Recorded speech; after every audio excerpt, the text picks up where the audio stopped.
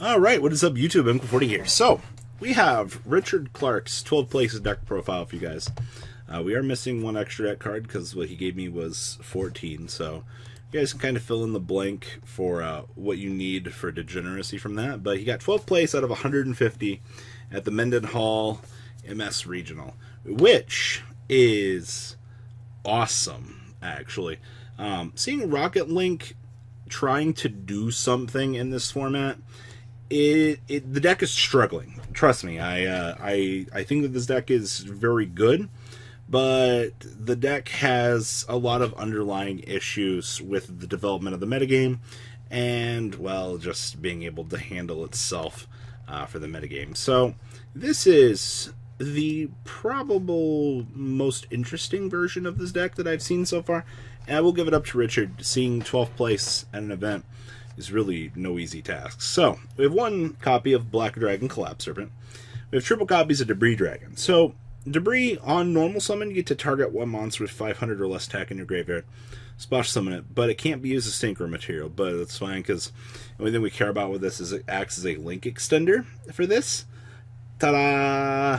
Beautiful. Just on summon, revive, and link away.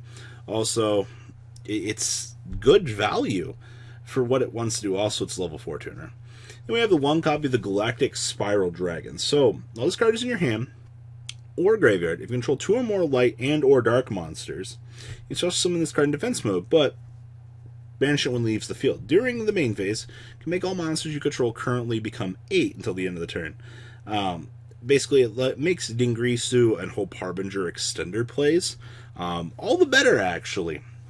And then we have one copy of the Keeper of the Shrine. So this card is treated as 2 tributes for the tribute summon. It's not like that ever really comes up.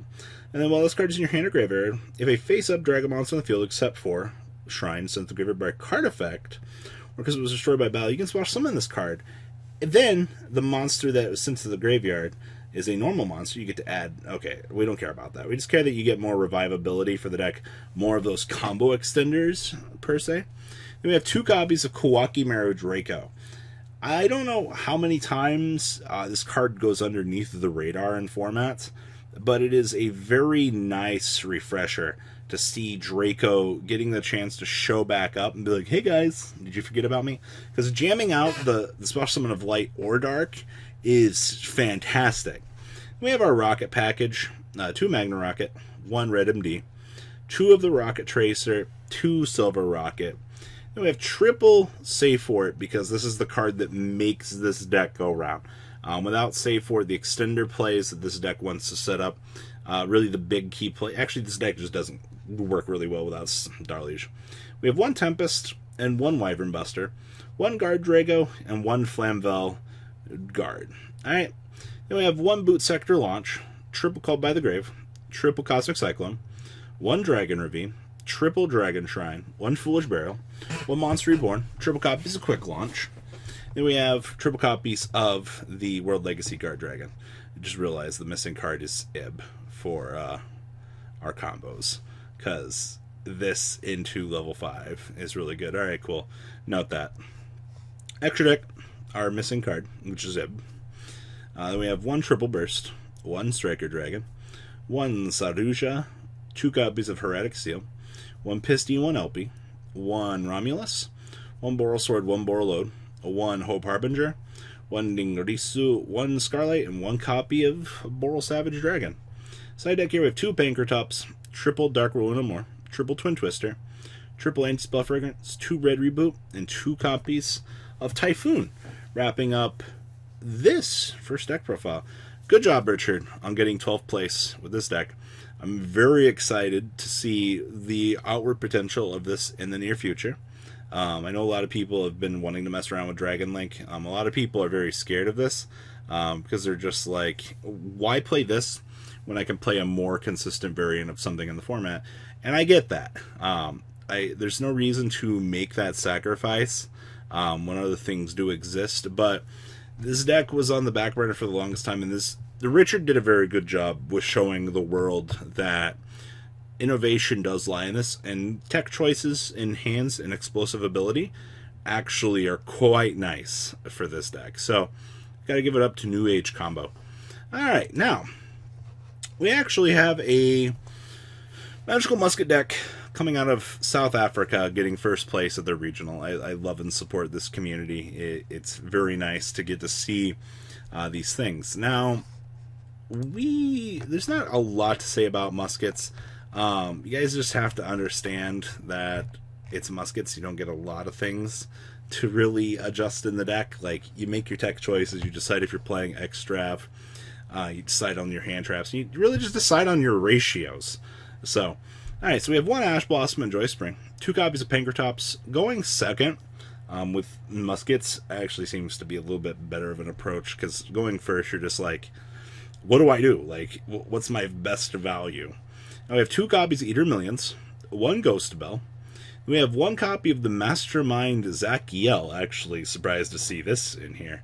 I know a lot of people just look at this and they're like, alright. We have triple Caspar, 2 Doc, triple copies of Kid Brave, and triple copies of Starfire. Okay. We have 1 double summon. If you open up like the extender hand, or if you open up Caspar, this card can open up worlds, but playing multiple copies leads into the infinite dead draw scenario where you're just like, oh boy, it's dead, what do I do?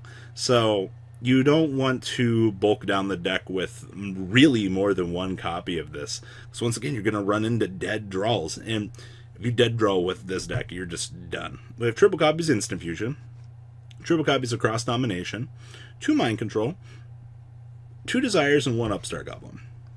And we have 2 Crooked Crown, 2 Dancing Needle, triple Desperado, and triple copies of Last Stand, wrapping up the main deck. Extra deck here we have 1 Security Dragon. He actually was talking about this in the video. This is really good underneath the max for the free bounce. We have 1 Ningirisu, triple copies of Max, 1 Link Kribo, 1 Unicorn, 1 Phoenix, and 1 Cerberus, 1 Hipposhigin, 1 Borreload. He was talking about Soldier of Chaos here. You mind control a level 7 monster, or something that's higher, and then you just link into this using their monster. You basically just put this huge threat on the field for your opponent. It's basically just reversing the game state. I actually haven't thought about abusing mind control with this. It was definitely a very interesting scenario to bring up. Then we have 1 Thousand Eyes, 1 Mud Dragon, and 1 Millennium Eyes. Side deck here we have triple Dimension Shifter, triple Dark Ruler No More, triple Ties of the Brethren, triple Twin Twister, and triple copies of Red Reboot, wrapping this up. Not too bad coming out of South Africa for their regional. Not much else to really say about this. I do like the 1 tech double summon, and like I said, I think more than 1 of this is a bit rough. Then the last list we actually have here today is the Orcust deck featuring Scrap Wyvern getting 2nd place out of its regional from Yu-Gi-Oh! Culture.